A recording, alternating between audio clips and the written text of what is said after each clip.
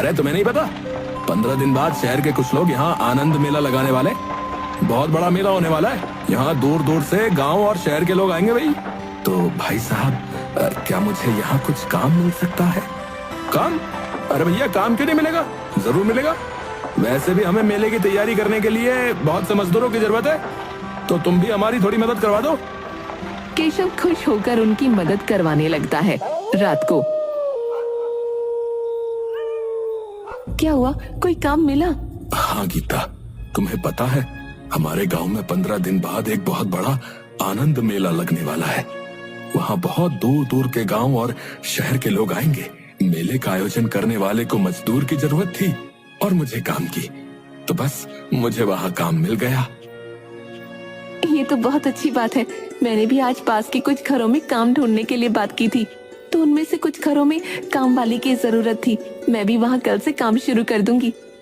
थोड़ी देर बाद दोनों खाना खाने के लिए बैठ जाते हैं। खाना खाते वक्त केशव कुछ सोच में पड़ जाता है। अरे क्या हुआ, क्या सोच रहे हो? कुछ नहीं, बस अपने बचपन के दिन याद कर रहा था। कैसे मैं पिताजी के साथ हमारी मिल में जाकर मस्ती किया करता था। पिताजी ने हमें किसी भी चीज की जरूरत महसूस नहीं होने दी थी, लेकिन आज मेरी वजह से तुम्हें भी दूसरों के यहाँ जाकर काम करना पड़ रहा है। जरूर ये सब मेरे पिछले जन्मों के कर्मों का फल है। आप मन छोटा मत कीजिए। वैसे भी इन सब में आपका क्या दोष? वैसे मैं सोच रही थी क्यों ना गांव के मेले में हम भी किसी चीज का ठेला लगाएं। दूर दूर से लोग आएंगे तो मुनाफा भी बहुत होगा। अरे लेकिन मैंने तो जब से होश संभाला है तब से मजदूरी करने के अलावा और कुछ नहीं किया। अरे ऐसे क्यों कहते हो? याद करो, जब हमारी नई नई शादी हुई थी तब उस मिल में हमने भी काम करवाया था। मुझे आज भी याद है, पिताजी ने हम दोनों को भी कपड़े बनाना सिखाया था। लेकिन कुछ सामान भी तो नहीं है। अरे लेकिन अभी मेले में भी तो समय है। हम दोनों मिलकर कुछ न कुछ काम करेंगे तो मेले तक कम से कम इतने पैसे तो आ ही जाएंगे कि कुछ जोड़ी कपड़े बना सके।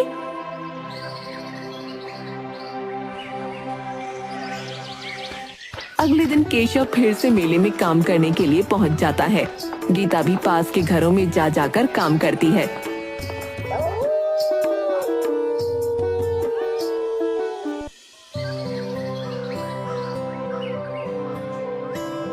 देखिए जी, मैंने 7 दिनों में 800 रुपए कमा लिए हैं।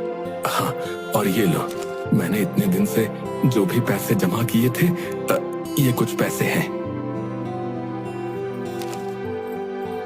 इन पैसों से कम हम थोड़ा सा काम तो शुरू ही कर सकते हैं। आप बस थोड़ी सी देर यहाँ रुकिए, मैं अभी आपको कुछ दिखाती हूँ।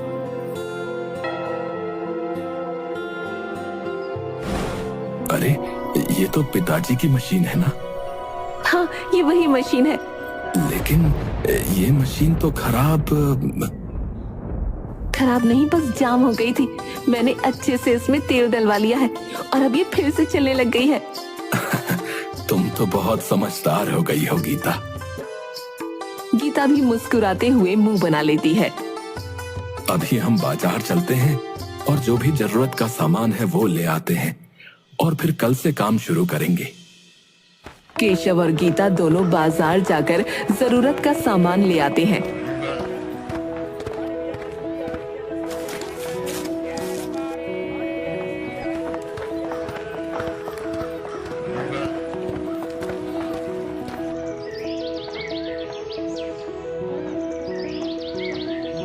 अगले दिन गीता मशीन पर स्वास्तिक बनाकर उसकी पूजा करती है और दोनों अपने पिता का आशीर्वाद लेकर काम शुरू कर देते हैं। थोड़ी देर में देखिए, सही तो बना है ना? हाँ गीता, ये तो बिल्कुल वैसा ही बना है जैसा पिताजी बनाया करते थे। गीता और केशव पूरे दिन भर में बहुत से कपड़े बनाते हैं। गीता, मैंने इन सभी बर्तनों में रंग घोल दिए हैं। अब तुम मुझे बता दो कितने कपड़े कौन से रंग में रंगने हैं। केशव और गीता दोनों मिलकर उन कपड़ों में रंग कर देते हैं। अगले दिन इन कपड़ों में रंग होने के बाद एक नई ही जान आ गई है। अब हम बिल्कुल वैसे ही कपड़े बनाएंगे जैसे पिताजी बनाया करते थे। हाँ गीता, उनके कपड़ों की तो बात ही कुछ अलग थी। गीता अपने हाथों से कुछ कपड़ों पर मोर तो कुछ कपड़ों पर तोता, कुछ पर फूल बना देती है और ऐसे ही करते करते वो सभी कपड़े तैयार कर देती है। अरे गीता, तुमने कितने समय पहले ये सब काम सीखा था और आज कपड़ों को बिल्कुल वैसे ही तैयार कर दिया जैसे पिताजी ने सिखाया था। अब बातें बनाना छोड़िए, इन सारे कपड़ों की घड़ी करवा लीजिए, परसों मेले में भी तो ले जाने हैं। हाँ हाँ श्रीमती जी, आपका हुक्म सर आंखों पर। गीता और केशव दोनों उन कपड़ों को अच्छे से घड़ी करके एक झोले में भरकर रख देते हैं। मेले वाले दिन दोनों बोरी भर के चौक मैदान की तरफ जाने लगते हैं।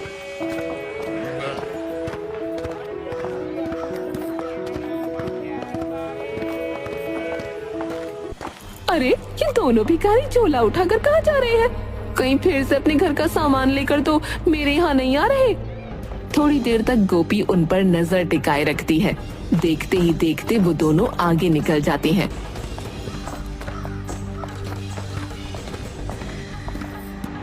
अरे ये दोनों भिखारी जा कहाँ रहे हैं आखिर?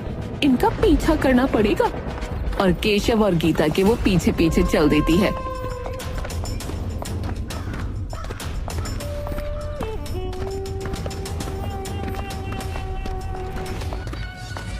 वैसे ये दोनों क्या लेकर जा रहे हैं?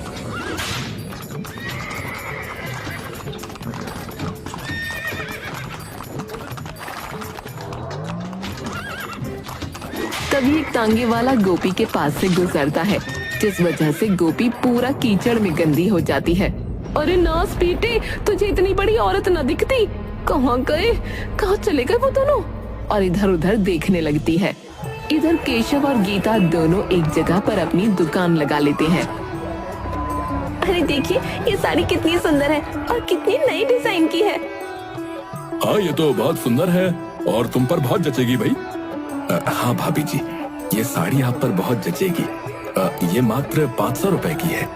क्या सिर्फ 500 रुपए की? और इतनी सुंदर साड़ी? तो फिर आप मुझे 2-3 साड़ियाँ दे दो। गीता और केशव दोनों खुश होकर वो औरत जो भी साड़ी मांगती है वो दे देते हैं। गोपी दिन भर चुपके से उन दोनों पर नजर रखे हुए थी। अरे इन दोनों का कुछ न कुछ तो करना ही पड़ेगा।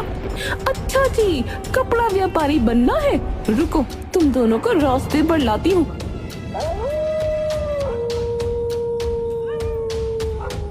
रात को केशव और गीता दोनों घर के लिए निकल जाते हैं।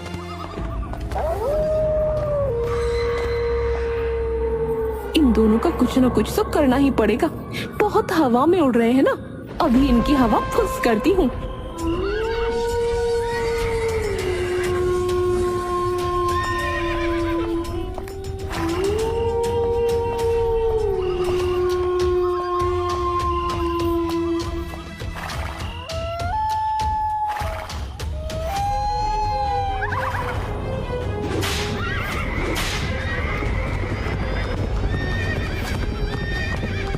अरे मैया, हाय मेरी कमर।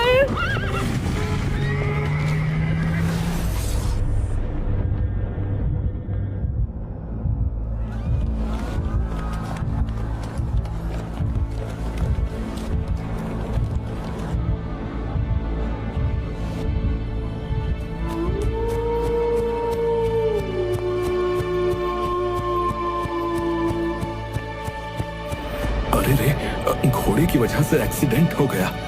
चलो देखते हैं कौन है। अरे गीता, हमें इस आदमी की मदद करनी चाहिए। ये देखिए, इस गाड़ी के अंदर कुछ और नहीं बल्कि केशव के स्वर्गीय पिताजी श्री कन्हैया लाल जी की छोटी सी तस्वीर पड़ी हुई थी। गीता और केशव दोनों उस आदमी को उठाकर अपने घर ले जाते हैं और रात भर उस आदमी का ख्याल रखते हैं। भाई साहब, आप ठीक हैं? हाँ बहन जी, मैं ठीक हूँ। आपका बहुत बहुत धन्यवाद। अगर रात को आप लोग मुझे नहीं उठाते तो कुछ भी हो सकता था। फिर उसकी नजर दीवार पर टंगी फोटो पर जाती है। ये तस्वीर यहाँ, ये मेरे स्वर्गीय पिताजी हैं। वैसे हमें आपकी गाड़ी में उनकी ये तस्वीर मिली। आप इन्हें कैसे पहचानते हैं? आपकी इस हालत के जिम्मेदार मेरे मनहूस पिताजी हैं। मैं किस मुंह से माफी मांगू, लेकिन मेरी हाथ जोड़कर आप लोगों से विनती है, मेरे परिवार को क्षमा कर दीजिए। केशव को कुछ समझ नहीं आ रहा था। साफ साफ बताओ, पहेलियां मत बुझाओ। मेरे पिताजी आपके पिताजी की मिल में ही काम करते थे, लेकिन जलन के कारण उन्होंने और उनके एक मित्र ने फैक्ट्री में आग लगवा दी और मिल पर पहले से ही 10 लाख का कर्जा था, जिसकी वजह से आपके पिताजी की सारी जमीन और घर सब कुछ बिक गया और आपके पिताजी को यहाँ आना पड़ा। लेकिन अब आपके पिताजी कहाँ हैं? वो एक दिन घर पर थे और घर में गैस का सिलेंडर फट गया और मेरे पिताजी का पूरा शरीर जल गया। आखिरी समय पर उन्होंने हमें सारी बातें बताई। शायद उन्होंने जो आपके पिताजी के साथ किया था, भगवान ने उसी की सजा उन्हें दी थी। लेकिन मैं उनकी तरफ से आपसे माफी मांगता हूँ और हाँ, आप मेरे साथ चलिए।